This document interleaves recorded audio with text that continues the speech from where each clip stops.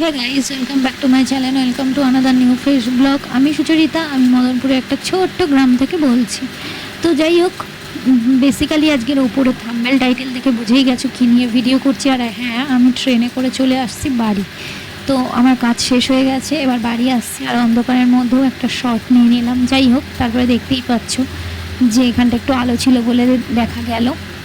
আর এটাই তোমাদের দেখাচ্ছি যে আমি নিয়ম মোড় থেকে বাবার জন্য কি নিয়ে এসেছি। আর এসে দেখছি বাবা অলরেডি খেতে বসে গেছে। তো এখানে মা তো বাবার জন্য ডাল, মাংস আর কি কি করেছিল। তো আমিও এখানে দেখো বাবার জন্য কি নিয়ে এসেছি। আর পুরো ভিডিওটাকে প্লিজ তোমরা দেখো, স্কিপ না করে। আশা করি ভালো লাগবে।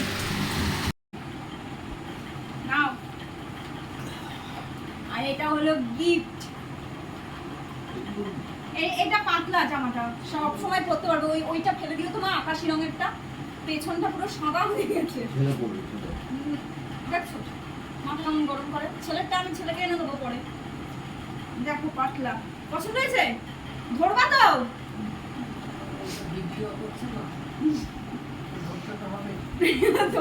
ধরতে হবে না।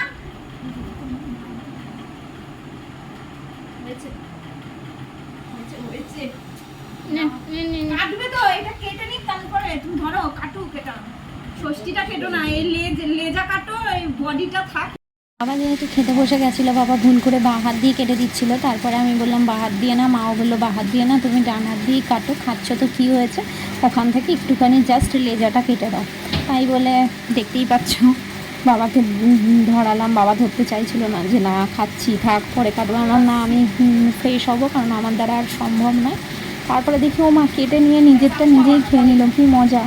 তারপর আমি আবার সরিয়ে রাখলাম যাতে এঁঠো না হয়ে যায়।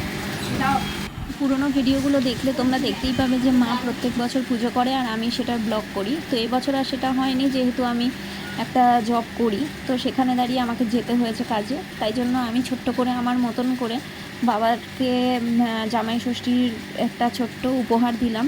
যদিও বাবার এখন যেহেতু শ্বশুর শাশুড়ি নেই, তারা গত, তাই সেই জন্য সেই জায়গাটা পূরণ করার চেষ্টা করলাম। ভালো লেগে থাকলে লাইক, কমেন্ট, শেয়ার করো। আর ইনস্টাগ্রামে প্রচুর ভিডিও চলে এসেছে, সেটা গিয়ে প্লিজ ফলো করে দিও। তো চলো টাটা, আজকের মতন এখানেই শেষ করছি।